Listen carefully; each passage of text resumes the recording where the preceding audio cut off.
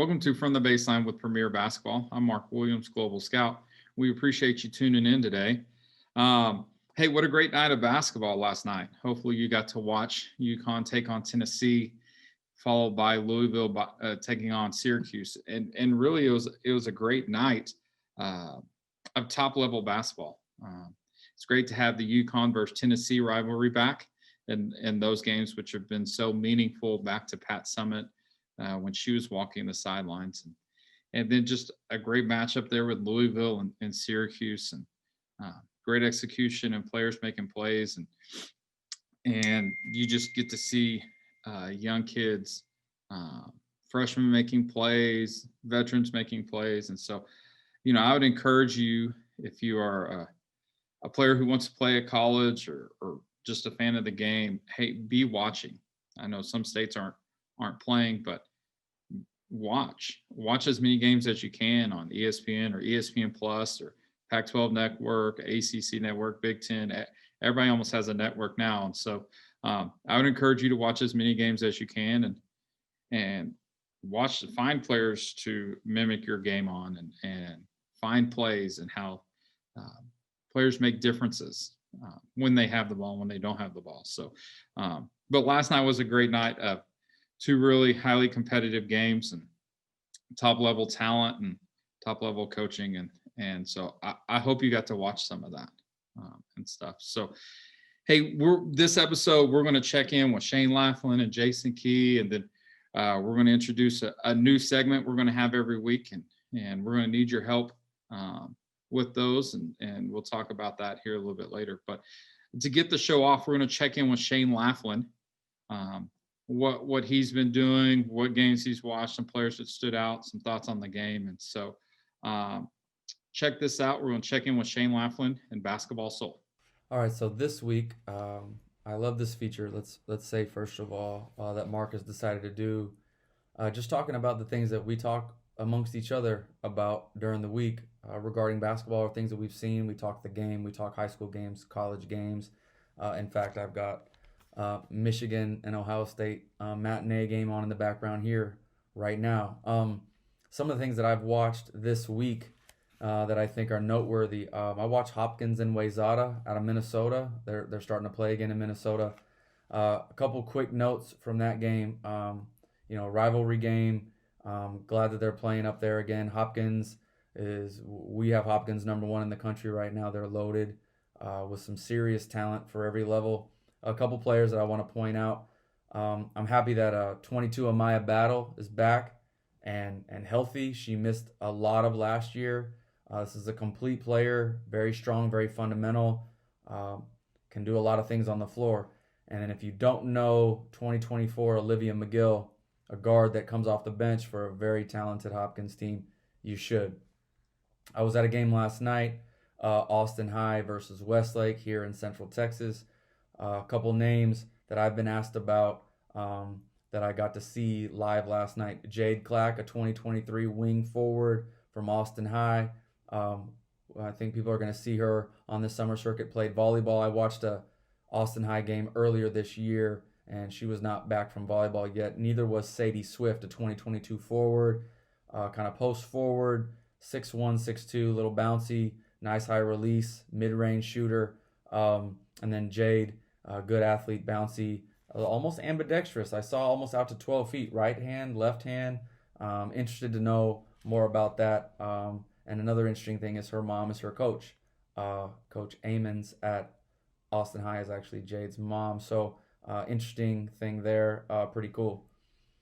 A basketball thought for the week, and I keep saying it, and I think we keep seeing examples, is this 2020 class, so the current freshman. It's a deep class, and there's been a lot of talk, obviously, about the guards, post player Camila Cardoso. So it's a good reason to highlight a freshman performance that we saw earlier this week or this past weekend, which was Priscilla Williams at Syracuse coming out. They played Miami. Syracuse had been on postponement because of protocol for a little bit, and you have Priscilla Williams come out and go 9 of 9 from the field, including 6 of 6 from the free throw line, from the 3-point line. The only thing that caught her up having a perfect shooting day was she was 2 for 3 from the free throw line. 24 points, 4 rebounds, 2 assists in the win, 99-64 over Miami. In fact, again, as I record this tonight, we'll see Louisville, Syracuse playing after UConn, Tennessee. So a couple good games to lock into tonight. We'll be paying attention. And again, just talking about the depth of this 2020 class, I think, we've talked about the Haleys and the Pages and the Caitlins and the Diamonds and the Dejas and on down the line. I think it's been focused on the guards, but again, Camila Cardoso at Syracuse, Priscilla Williams, just again, the depth of this 2020 class. And there's a lot more to talk about, and I hope to include those later. But I just think we have a special class, and this is one of them. Those are my thoughts for the week. Glad we're doing this. Good work, Mark. Mark gets all the credit for all this production. It's quite an effort on his part. So we'll be watching this week, and we'll talk to you guys soon. Shane Laflin, Premier Basketball. Hey, thanks, Shane. Now we're excited about this new segment, and it's a top performance segment. Each week we'll send out a tweet, either through my Twitter account or through PBR Hoops, and we'll just ask, hey, what are the top performances from this week?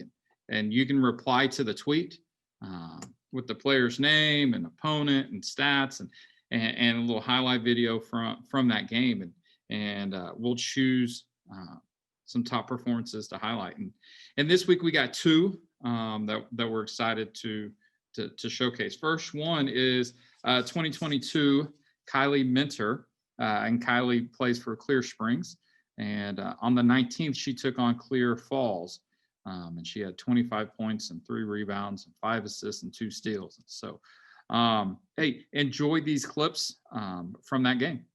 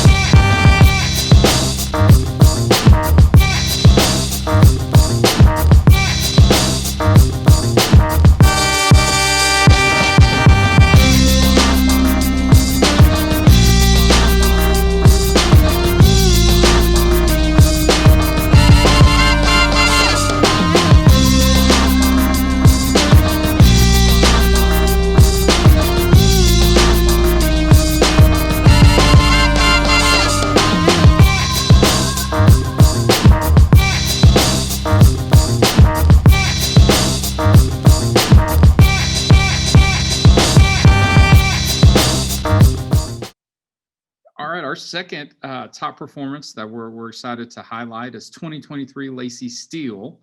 Laci attends Edmond North, and also on the 19th, she took on Norman High School. And she had a really good showing. She had 30 points and 8 rebounds and 2 assists, and so against Norman. And so congrats, Laci, there on the top performance, and enjoy these highlights from that game.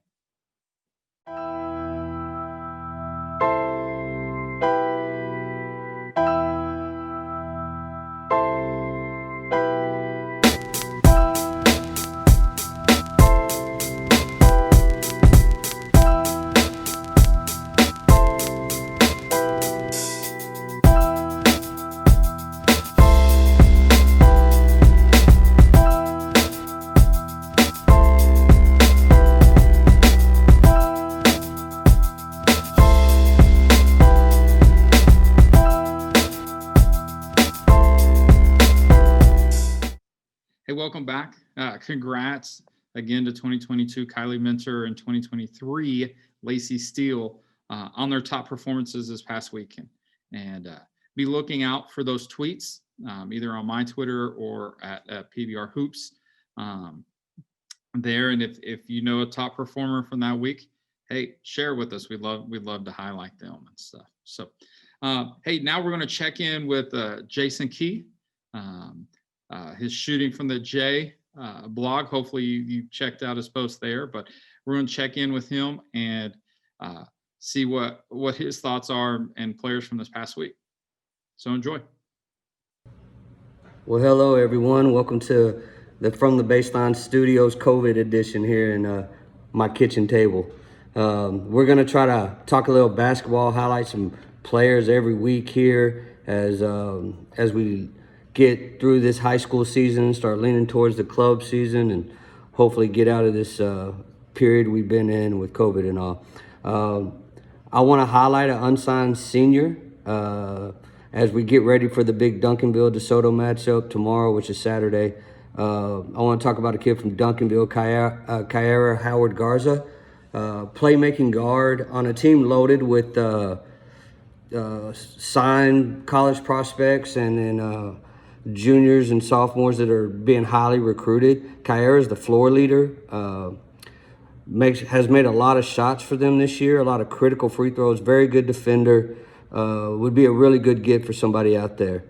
Another thing we're going to talk about is just outstanding observations, whether it be high school, college performances, that kind of thing. And I want to highlight two kids. Naz Hillman, yesterday from Michigan, in their loss to Ohio State, had 50 points and 16 rebounds, 20 of 30 from the field, 10 of 14 from the free throw line, dominant in the paint, scoring 50 without shooting a three in today's game that's remarkable. But great win by Ohio State. What a great game. I also want to talk about Taylor Robertson at Oklahoma. Probably my personal favorite player to watch so far this season, just because her release on her three ball is ridiculous. They lost a nail biter, lost by one to a really good Iowa State team who beat Baylor earlier in the year.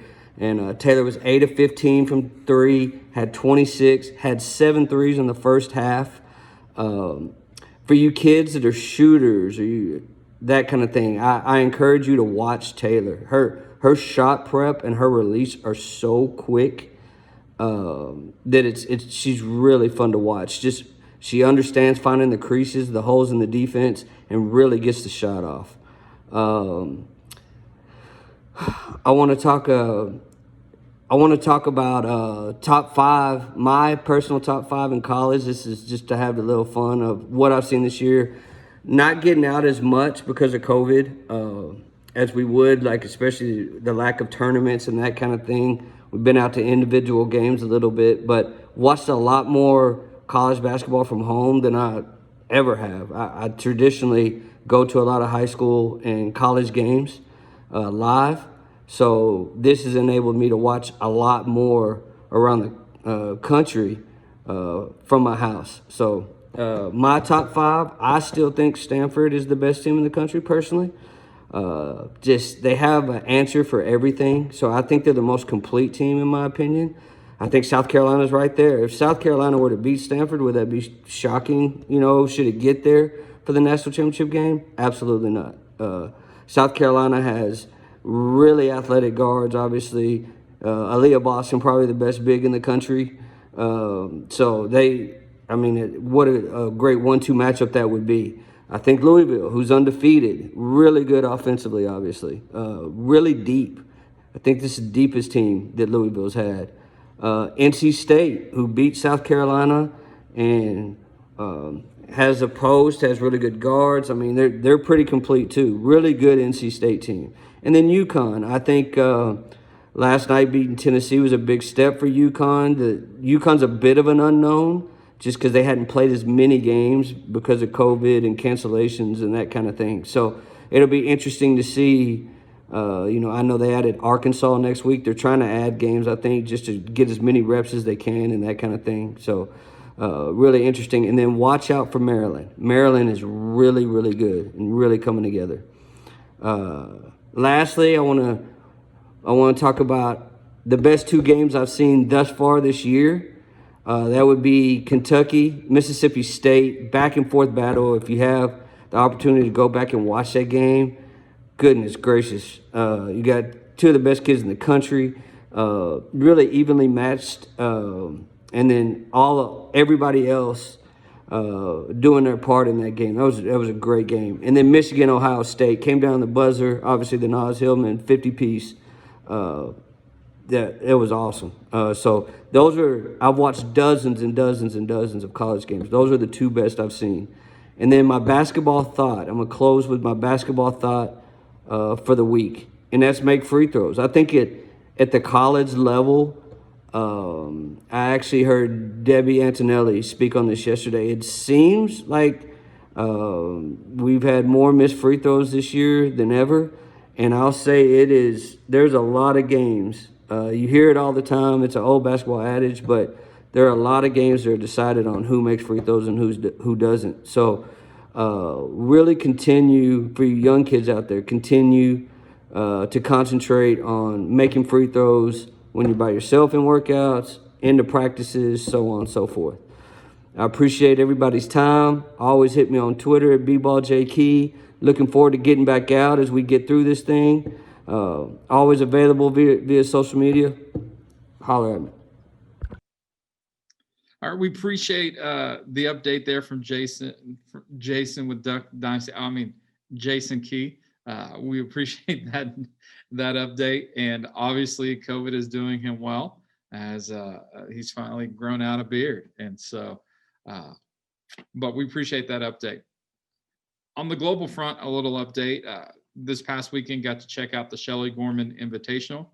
We talked about it last show, but got to check it out and saw pretty much all the members of the under 20 teams for New South Wales. And one name really stuck out to me, and actually I got to see her in 2019 at the Super 64, and that's 2021 Bronte Corky. And she came over in 2019 to play the Super 64 with the group out of New South Wales, and Alana Goodchild and some other really good players were on that team. But I got to catch up with Bronte after the event, and she talked about that tournament, coming and playing in the States at the Super 64 and what that did for her.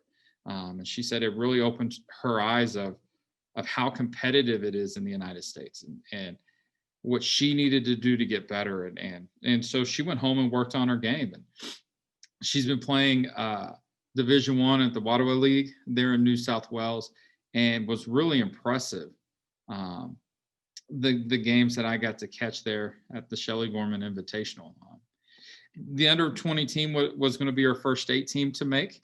And so she was looking forward to that opportunity. But, you know, she's a 6-foot wing, guard, forward, small forward, however you want to put it, but really can shoot it, can put the ball on the floor and create off the bounce and the catch. And so if you're really looking for a 2021, she fits what you're needing. She's definitely a kid you need to check out. And so we're going to put her highlight video at the end of this episode here in a second as we close out. So stay tuned to the end of the episode to see her highlights. And I think it's definitely a 2021, if you're still looking, that's quality for you to know about. And so so make sure and stay tuned for that. So I hope you enjoyed the episode. Checking in we appreciate Shane and Jason with their check-in, and we're going to try to do that weekly. And hey, 2022 Kylie Minter, if that's a player that intrigued you from the video, college coaches, I encourage you to check her out there at Clear Springs. And so for Premier Basketball, I'm Mark Williams. We're coming to you from the baseline. Enjoy these highlights of 2021 Bronte Corky from Australia.